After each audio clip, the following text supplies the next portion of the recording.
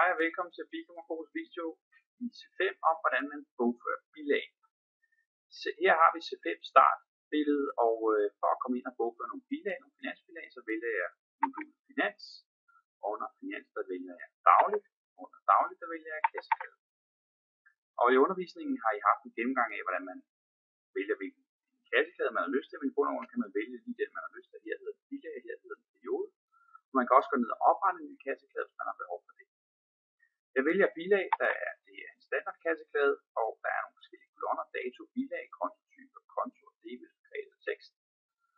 Og inden jeg bogfører min bilag, så vil jeg gerne følge med i, hvordan min kassebank den udvikler sig. Det gør jeg over til højre, hvor der står beholdningskonto. Og jeg ved i min C5-kontoplan, at kassen den hedder konto 16100, så skriver jeg 16100, trykker fint ned, så skriver jeg 16200, ned, og så kan I se, så har den også skrevet kasse og bank ved siden af. Hvis jeg gerne vil tilføje nogle andre konti, kunne jeg selvfølgelig også gøre det. For at afslutte det her vindue, kan jeg enten trykke på F3, eller trykke på krydset over til højre. Jeg trykker på F3, og så op i toppen står der kasse og bank, og hvis man nu har behov for at se flere konti, kunne man også gøre det. Det første bilag, vi skal bogføre, det er fra den 1. januar, og det er reparation vindue ejendom. Datoen, jeg skal bruge, det er den 1. januar 2015, så jeg skriver I1.15. Og hvis jeg gerne vil videre til næste kolonne, så trykker jeg på Tab, eller jeg kan bruge min mus til at klikke derhen. Jeg kan også bruge det letteste er at bruge Tab-knappen, som sidder oppe under et tab. Det er bilag 1, og kontotypen den er finans, så den lader jeg stå på F. Og hvis jeg nu er i tvivl om, hvilken konto jeg skal bruge, så kan jeg enten trykke på pil ned her, og så kommer der en oversigt af de forskellige konti, der er. Alternativet er, at jeg kan lukke ned, og så går jeg i kontoplanen. Men I har fået udleveret en kontoplan på papir, så den tager jeg udgangspunkt. Reparation vindue ejendom. Det er omkostning, og omkostningerne er på oversigten over resultatopgørelsen. Og her har vi konto 4030, som hedder reparation og vedligeholdelse under lokale omkostninger. Vær opmærksom på, at der er flere konti, der hedder reparation og vedligeholdelse. Det afhænger af, hvilken omkostningstype der er tale om. Her skriver jeg 4030, så trykker jeg Tab, og i og med det omkostning, der stiger, så skriver jeg 5000 debit. Teksten skriver, at det der står reparation, vindue, ejendom. For at komme ned på næste linje, så trykker jeg pil ned. Den holder fast i datoen, den holder fast i bilagsnummeret. Så står der, at pengene er blevet hævet i min bank, og min bank kan jeg se på side 2 under balancen, og det er aktiv, og aktivet banken den bliver mindre. Så 16200 kan jeg skrive her, og der skal jeg så kreditere. Fordi så har jeg jo overholdt det dobbelte bogføringsprincip, for det første bilag er debiteret, og jeg er krediteret. Så har jeg bilag nummer 2, det er køb af noget inventar for 50.000. Inventar er noget, som virksomheden har i mange år, det er aktiv. Og under aktiverne, under balancen, et anlægsaktiv, så har jeg konto 11.200, fordi det er inventar tilgang. Den debiterer jeg også med 50.000. Så skriver jeg her, køb af inventar. Og næste linje, det er så står der, at de er hævet i banken, og det fandt vi ud af før, det var konto 16200. Den lærer man hurtigt. Så krediterer jeg 50.000, fordi at aktivet gør jo, at i det her tilfælde, at vi bruger nogle penge, så aktivet her, banken den bliver mindre. Og undervejs skal jeg selvfølgelig indtil videre have brugt 55.000 i banken, så minus 55.000. I dag 3, der står der annonce i ugeavisen, og en annonce, det er en omkostning. Og under omkostninger er der noget, der hedder markedsføringsomkostninger, og under dem er der noget, der hedder 3610 annoncer og reklamer. Omkostningen bliver større, det betyder, at jeg skal debitere med 2.000 kroner. Så skriver jeg her, annonce i ugeavisen. Så går jeg ned på næste linje, så siger jeg 16.200, fordi det bliver hævet i banken, og det krediterer, fordi det er aktivt, der bliver mindre. Og så fremdeles så fortsætter jeg. Bilag 4 er indregning af konto. Og når jeg lige kigger min kontoplan, så er der ikke umiddelbart nogen konto, der passer til det. Og derfor vil jeg gerne oprette en ny konto. Det kan gøres på flere måder. Det kan gøres direkte på kassekæden af, men det kræver, at man har en mere kendskab, så derfor så gør jeg det på den lidt mere traditionelle manuelle måde. Det vil sige, at jeg lukker min kassekædevindue ned, enten med at trykke på krydset heroppe til højre, eller trykke på F3. Så over til højre er der noget, der hedder vedligeholdt kontoplan. Det er den ene genvej. Alternativet er, at jeg siger under finans, kartotek og kontoplan. Nu står jeg i den kontoplan, som er printet ud på papir. Og i forbindelse med det, så kan jeg se, at elregning af konto, det må være noget med lokale omkostninger. Under lokale omkostninger, der kan jeg se, at de passer. Der er forskel på 10, så den hedder 40, 10, 40, 20. 30, og jeg vil så gerne oprette den, der hedder 4040, fordi den passer sådan umiddelbart naturligt forlængelse af det. Jeg kan gøre det ved at gå over under kommando og sige tilføj post, men genvejen til at oprette en konto, det er F2, og det er lige meget, hvor jeg står i kontoplanen. Så jeg trykker på F2, og så skriver jeg 4040, og så skriver jeg el og varme, fordi jeg ved, at jeg kommer til at få en konto, bilag, som også vedrører noget varme senere, en driftskonto, fordi det er en omkostningskonto, og jeg vil gerne have købsmoms på, så over under moms, så sætter jeg køb.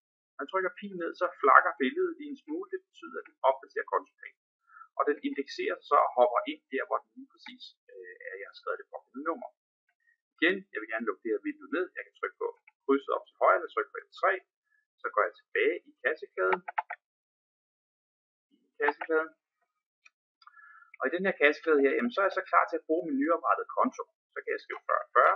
Det er en omkostning, der stiger, så jeg skriver 800 debit. Så skriver jeg her elregning konto. Og modkontoen er banken, så det er 16200, den krediterer med 800. Næste linje er, så siger jeg godt F10, jamen det er bilag 5, 1. januar her, det er renter af bankindstående. Og renter af bankindstående, det er en indtægt, og det er under resultatopgørelsen, og der kan jeg se, det hedder finansielle indtægter, renter på pengeinstitut, så der skriver jeg 7510. Og vær opmærksom på her, at fordi det er en indtægt, den stiger, den skal man kreditere, så når jeg trykker på tab, så hopper den over i kredittiden. Så den hjælper os i mit her. Så skriver jeg 125 kredit, så skriver jeg renter af bankindstående. Der er ikke noget moms på noget, det tager vi. Og så står der her indbetalt i banken, og det er 16200, og den debiteres op i banken af en aktiv, der bliver større. Bilag 6 er kontant varesalg. Og varesalget, det er en indtægt, og under indtægter er der en, der hedder varesalg indland, konto 1010. Og det er også en kreditpost, så det vil sige, at den skal også krediteres, når den bliver større, så skriver jeg 100.000 kredit. Så skriver jeg her kontant varesalg. Og så står der indbetalt i kassen, så det vil sige, at det er konto 16100, så skriver jeg debit 100.000 i kassen, fordi aktiven, som kassen er, den bliver også større. Bilag 7 køber vi noget printerpapir. Og printerpapir, det er under administrationsomkostninger. Og under administrationsomkostninger er der en, der hedder kontorartikler. Og det er konto 5020. Og det er en omkostning, der stiger, og derfor debiterer 350 kroner. Så skriver jeg her, køb af printerpapir. Sådan der. Og så står der, at det er betalt kontant. Det må være konto 16100, så den krediterer aktivt bliver mindre. Bilag 8 overfører nogle penge fra banken til kassen.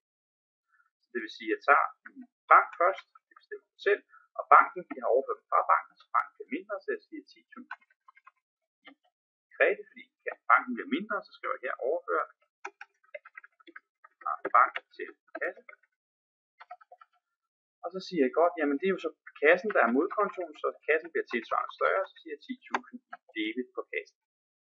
Bilag 9 er køb af en computer, og der kan man selvfølgelig overveje, er det et aktiv eller en omkostning, og som udgangspunkt er det sådan, at grænsen ligesom ligger omkring 16.000 inklusive moms, og det vil sige, at i det her tilfælde her, så siger jeg, at det er en omkostning, og under omkostninger, der tager jeg som en småanskaffelse, og det er konto 5100 under administrationsomkostninger. Det er en omkostning, der stiger, jeg bruger flere penge på nogle omkostninger, 4.000 debit, så skriver jeg her, køb af computer. Så siger jeg modposten, det må så være banken 16200, 4.000 kredit. Bilag 10, betaling af internetregning. Internetregning er en administrationsomkostning, konto 5010. Omkostning, der stiger, så jeg siger debit 660, så skriver jeg her, betaling af internetregning. Og den betales i banken, så modposten er banken. Modkontoen er banken, kredit 650, det er et aktivt. Så er der brændstof til vores bil. Og under autodrift er der en, der hedder brændstof, og det er konto 3510, det er en omkostning, der stiger, så det er debit 2.000 kroner, og skriver her brændstof,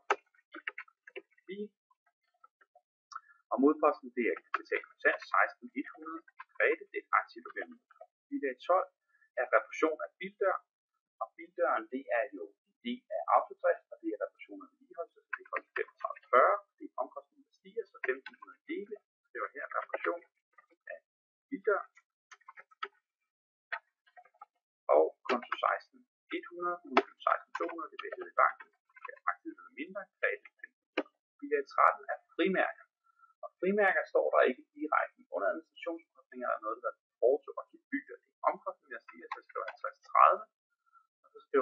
200 debit, så skriver jeg frimærke, og så står der, at de bliver betalt i banken, så er modpost i banken, modkontoen er 16.200, 200 i kredit, og overført fra kasse til bank, det er så det omvendte af før, så jeg skriver 16.100, så skriver jeg her kredit, fordi kassen den bliver mindre end 80.000, jeg tager penge ud af kassen, så skriver jeg her overført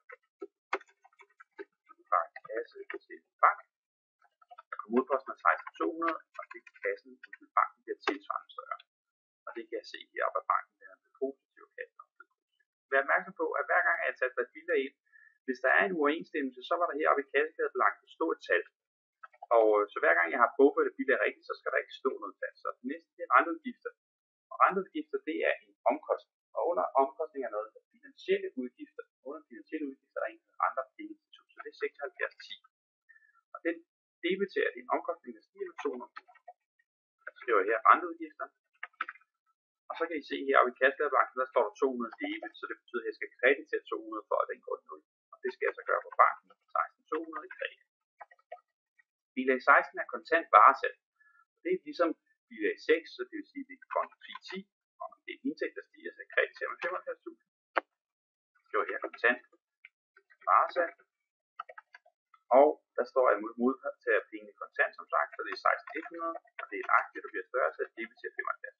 Bilag 17 er køb af kuglepind. Kuglepind er en kontorartikel, og kontorartiklen har under administrationsomkostninger kontonummer 5020, så jeg skriver 5020. Så skriver jeg debit 250, fordi det er en omkostning, der skal købe kuglepind. Og så skriver jeg 16.100, fordi det er 16.100, det er kontant i kassen. Det krediterer dit aktivt. Togbillet fra København til Ringsted. Jamen, rejseudgifter, det ligger under markedsføringsomkostninger 36,40. Og det er en omkostning, der stiger, så jeg skriver 150 debit, så skriver jeg togbillet København Ringsted. Og så er modposten, der står der betalt kontant 16.100, så jeg skriver kredit 150. Så står der her bilag 19, det er revisorregning. Og en revisor, det er en administrationsomkostning, og en administrationsomkostning hedder den konto 50, 70, revision og regnskabsmæssig. Og så står der her, at det er en revisorregning på 5.000, så jeg debiterer 5.000, så skriver jeg revisor, regning.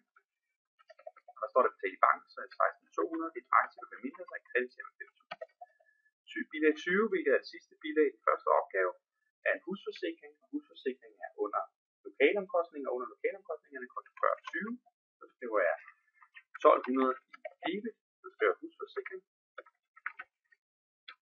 og så står der betalt i banken, så det er 16.200, så krediterer jeg banken. Og det vil sige, at lige nu ser vi bank minus 425, og min kasse siger 102,250. Og kassekædebalancen siger 0. Inden jeg bogfører, så kan jeg vælge at trykke tjek klade. Finanskladen bilag er OK. Og det betyder, at jeg har overholdt de krav, der er til C5 og så videre, og være ikke nervøs, fordi den hopper ned på nederste linje, så jeg kan bare køre bilen op, eller jeg kan trykke på page up, så hopper den op i toppen. Nu vil jeg gerne bogføre det. Jeg vælger at trykke på bogfør. Når jeg trykker på bogfør, så spørger den her, er kassekæden udskrevet? Det er fordi, man kan ikke udskrive kassekæden her igen, når man har bogført den. Så derfor så er det en gammel funktion, som man ikke bruger så meget længere, men hvis man vil, så kunne man i princippet udskrive den af kassekæden, og så vil man så kunne sætte det ind i sin mappe. Man har mulighed for at lave en rapport, hvilket jeg viser i den næste video, af det man har bogført, så man behøver ikke at udskrive det her. Så jeg siger til C5, at jeg har udskrevet den, selvom jeg faktisk ikke har udskrevet den, så trykker jeg OK, så er det så bogført. Og så skriver den her, jamen bilag 21, det er så det næste bilag i rækken. Det var den første video omkring, hvordan man bogfører bilag, og hvordan man er opmærksom på at få indsat til forhåndskonti, og man sikrer sig, at man overholder kassekædebalancen, altså dobbeltbogføringsprincippet.